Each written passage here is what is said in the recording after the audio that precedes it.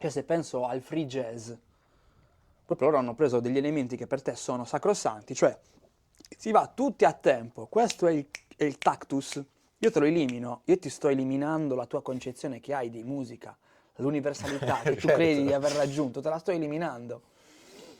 E quindi è universale nel momento in cui ci si ricorda che ogni cosa necessita di un minimo di coscienza, di consapevolezza, quindi anche semplicemente leggersi un libro.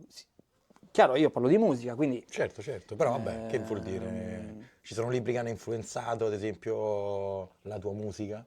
beh sì. A parte i libri di teoria musicale sicuramente che mi Certo, hanno, certo. ma anche i libri di storia della musica. E poi perché no? Anche i libri di psicologia o piuttosto che Quindi la di qualsiasi letteratura altro ti tipo di... influenza a te. Assolutamente.